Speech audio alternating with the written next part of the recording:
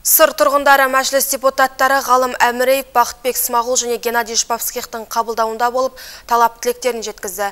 Келген көп халықтың көкейіндегі сауалдар кәсіпкерлік, денсаулық сақтау, тұрғын үй, әлеуметтік көмек алу мәселелерімен байланысты. Депутат Бақытбек Смағұл ең алдымен ауған соғысына қатысқан сырбойлық ардагерлердің жесірлерін қабылдады.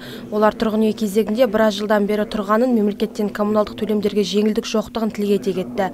Өтініш тілегін жеткізген олар статус және бір дүркін жеңілдік берілсе дейді. Айта кету керек, өңірде соғысқа қатысқан 827 адам болса, бүгінде оның 560-ы қалған. Бүкіл Қазақстан бойынша 16,5 мың адам пәтермен қамтамасыз етілді. Қазіргі таңда 1,5 адамның көлемінде Қазақстан бойынша кезекте тұр. Өкінішке орай, бір нақты фактының өзі, мен осыдан 12 жыл бұрын екінші топтағы мүгедек есебінде кезекте тұрдым. Ол кезде 2013 кезекте тұр едім. Былтырғы кезекте қарағанда 5857 кезекке ығыстырылдым. Неліктен деген жағдайда олардың мүгедектігі де ескерілмеген, жалғыз баспаналардың ортақ тізіміне ығыстырып қосылып жіберген. Сондықтан да кезекте тұрған ауған соғыс ардагерлері мен жесірлері болсын, Қазақстан бойынша ондай көп емес. Алматы қаласында мысалға 200-дің үстінде, Астана қаласында қалғаны бір 30, 20, 40-тан әр жерде тұрған кезде ол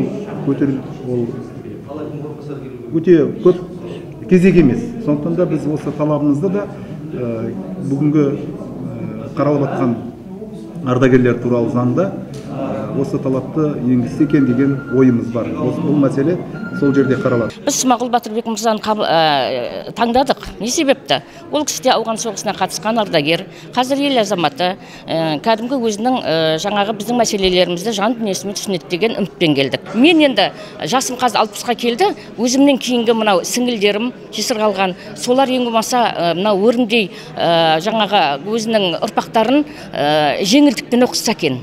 Отбасының кірісіне ешқандай кедергі болмаса екен деген менің арманым. Жоғары оқу орнына көмек болса екен дейміз. Біздің ең басты мәселеміз, міне 15 ақпанда кеше 33 жыл болды ауған соғыс ардагерлерінің елге оралғанына. Бірақ біз осы уақытқа дейін ауған соғысының ардагерлеріне еш жерде теңестірілмегенбіз.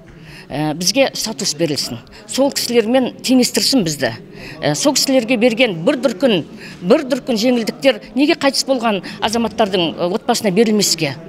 Дүниеден өтіп кеткені болмаса, сол соғыстың жардабынан дүние салып отыр. Депутаттардың қабылдауына 80-ге жоқ қызордалық түрлі өтініш тілектерімен келді. Өз кезегінде азаматтардың өтінішін тыңдаған депутаттар әр сұрақ бойынша жеке-жеке жұмыс жүргізетіндерін жеткізді. Айдана Кауленова, Ержан Сүлейменов, Серікбол Желдербаев, Қызорда қоғамдық телеарнасы.